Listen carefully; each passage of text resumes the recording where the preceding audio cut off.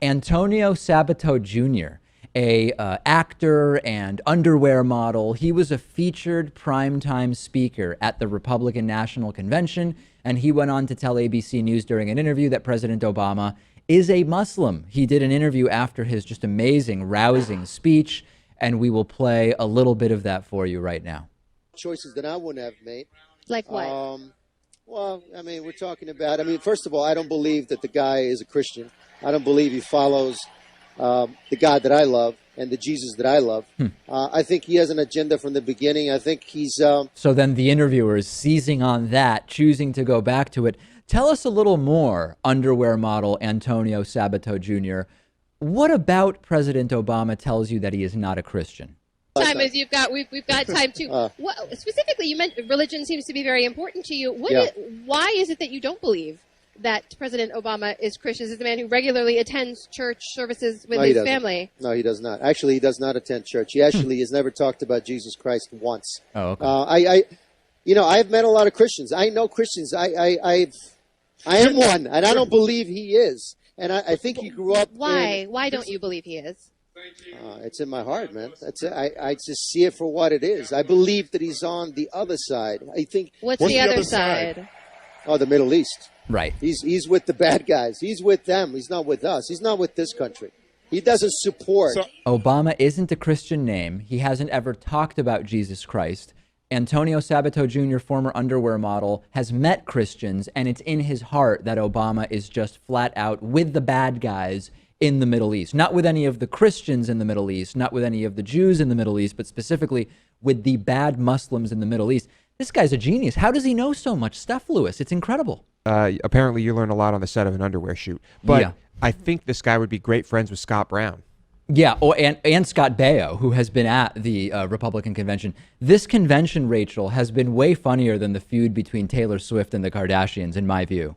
Yeah, I completely agree. But I also think that what he's saying is kind of not that outlandish in terms of what other Republicans have said, because there was a poll a few years ago, and I think it was about over a third of Republicans that said that they believed that he is a Muslim. And it was interesting because 65% of those who thought that he was a Muslim were uncomfortable with that fact. So maybe what he's saying isn't so far outside of the lines of what other Republicans have said, but still. Yeah, my initial reaction was, wait a second, you've got a sort of birther type, at least going, not specific, not literally a birther, but a birther type who says, I know that the truth is Obama's a Muslim. How are you going to allow someone like that to speak at the convention? And then, as Rachel mentioned, actually about a third of Republicans pretty recently shared that view. And Donald Trump, Lewis, was one of the most vocal birthers over the last few years. So actually, although my reaction is you would want to keep someone like former underwear model Antonio Sabato Jr. as far away from the stage as possible, he actually reflects the views of 1 out of 3 people, presumably in that room, if it's a sort of average representation of Republicans. Yes, of Republican voters, no doubt. And it's mainstream. It's mainstream in that party. You would think that if it's so mainstream, the Republicans should have made that part of their platform. Yeah, I mean, Obama is Muslim. The platform was completely off the deep end anyway. At least put in that they should, and maybe even something about the birth certificate. Why not? So rounding out the convention with some celebrities, Antonio Sabato Jr., actor Scott Baio, who was, by the way, completely off his rocker. I mean, seemed to... I don't know if he had a small stroke while he was doing interviews or what happened to him, but totally incoherent. I guess Angelina Jolie's dad, Ted Nugent, and Kirk Cameron were not available for the particular, at the time that they would have made speeches. Insane disaster, and we will talk to you more about it after the break. Warby Parker is offering a free 5-day home try-on to give you the opportunity to check out their glasses. I personally wear Warby Parker glasses when I'm not wearing my contact lenses, and I also started with one of these free at-home try-ons of 5 pairs of glasses. You can get your free home try-on and support the David Pakman Show at warbyparkertrial.com/TDPS.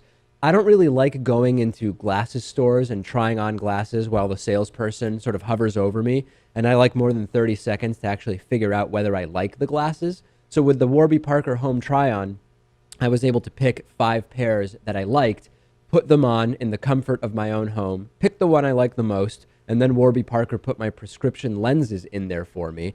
A lot of people don't know that the eyeglass industry is controlled by just a few big corporations that keep prices very high, like $300 for prescription glasses high, which is just insane. Warby Parker glasses start at $95. That's what mine cost. And for every pair of glasses sold, Warby Parker distributes a pair of glasses to someone in need. You can try 5 pairs and see what you like. Check out the at-home trial and support our show by going to warbyparker.com/TDPS. It costs nothing.